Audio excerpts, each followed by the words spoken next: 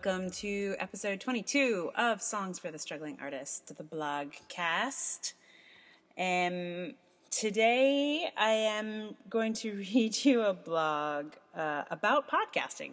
It's like a meta blogcast, a meta podcast, a meta experience, except maybe not quite meta like we meant meta all those years when we talked about things being meta. What's funny about this is I totally forgot that I wrote this blog, and a few podcasts ago, actually probably more than a few, I'm going to say a couple of months ago, I was like, I should probably explain to my listeners why I started podcasting, having completely forgotten that I had already written a whole thing about why I started podcasting. So I'm going to read to you the thing that I wrote because, it was a while ago. And what's also funny is that I don't necessarily talk about the same things. And it speaks to a kind of interesting difference between me talking and me writing. Yeah. And it's also just funny, like the stories that we tell about ourselves and why we do what we do. On a different day, it feels like I start something from a different point of view. So, for example, there's like 3 different origin stories for my theater company. And that's not because I'm lying or making stuff up. It's just like, according to my perspective on the day, there's a whole host of reasons that one does something. And you're always kind of making it up in retrospect anyway.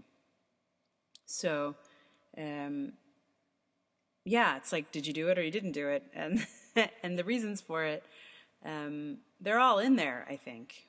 But they're perhaps different, or they feel different on a different day. You feel like you started it for something different, for some different reason than you did when you began. And also, I think my writing mind is very different from my talking mind, and sometimes they're just the same.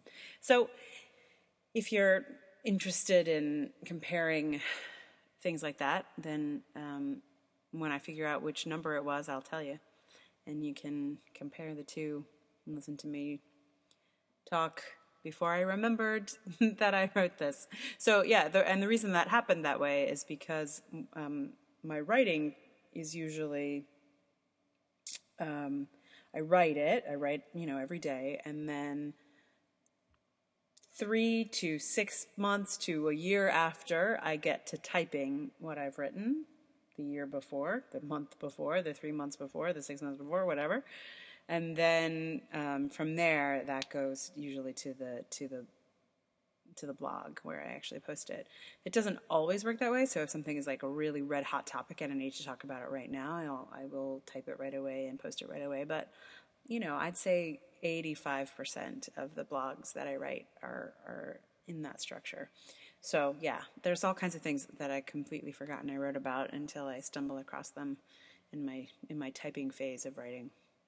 So anyway, enough blather. Now I shall read to you why I started podcasting.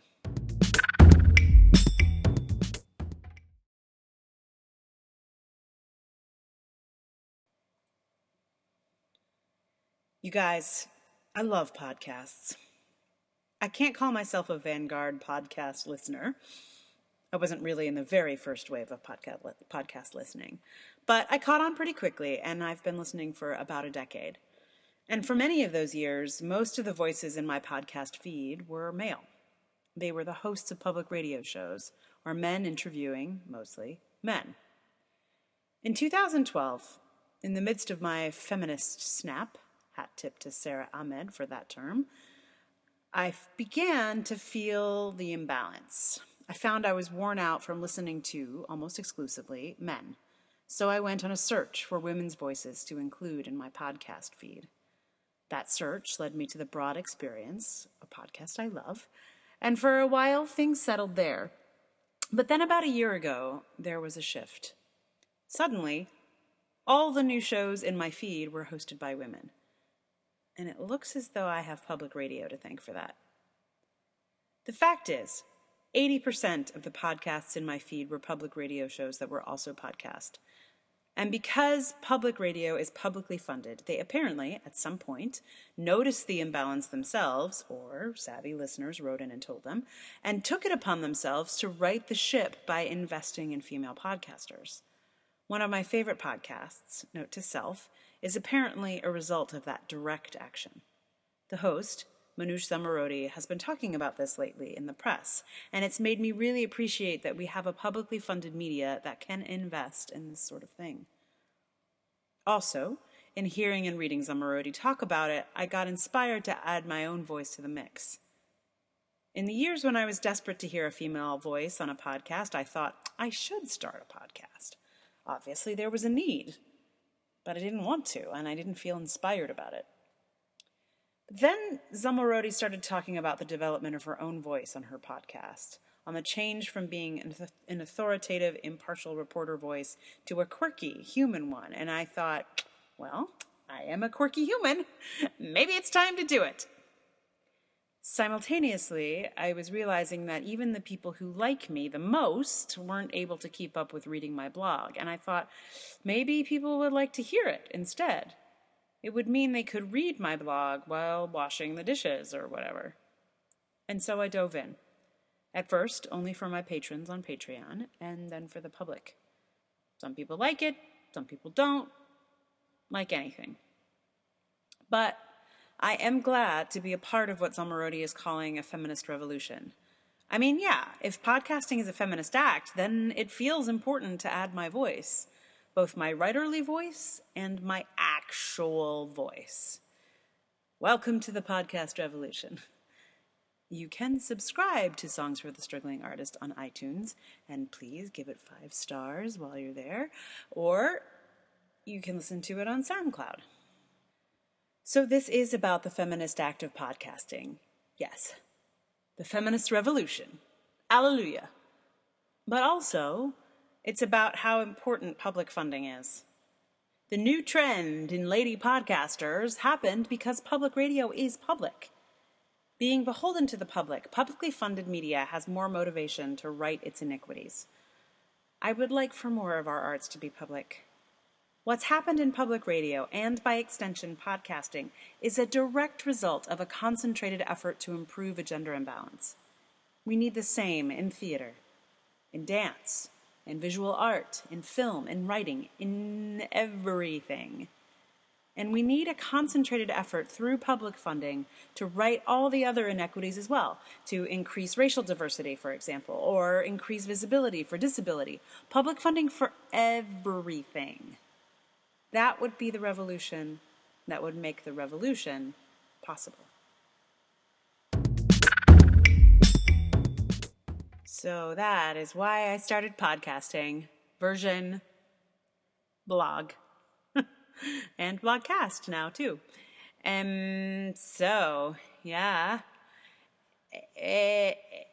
revolution, right? Why not? Public funding, right on. Let's get all of it. It would be the most awesome.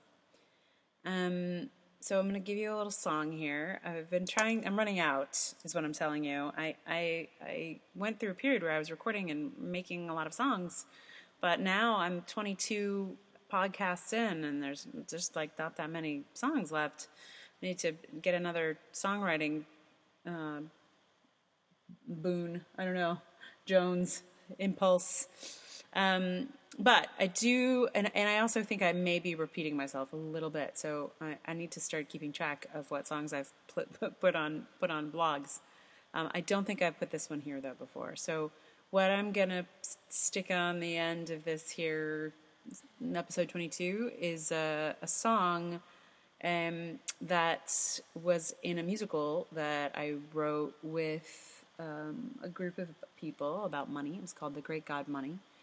And my music director on that was a guy called Dimitri Kalmar. Hey, Dimitri, if you're listening, you're awesome.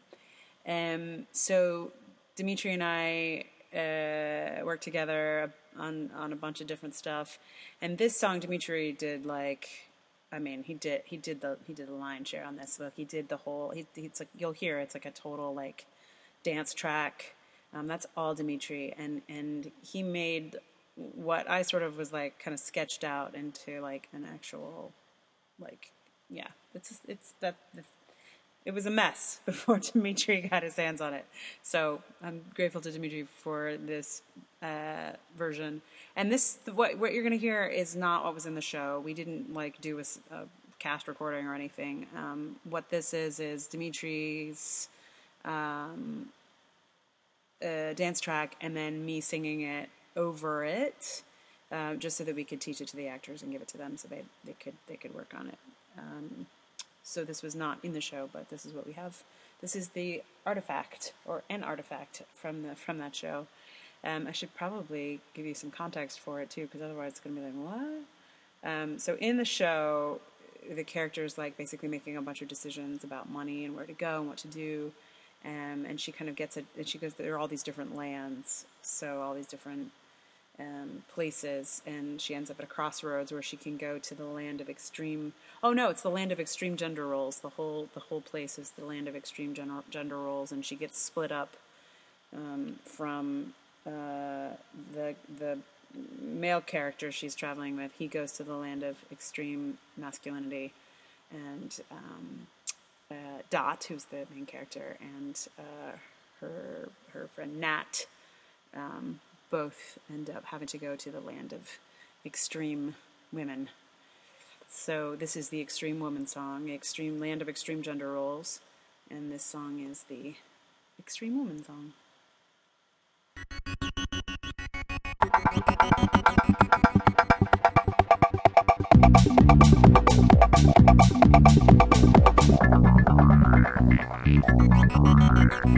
Listen up, ladies, you learned when you were babies what you futuristed on.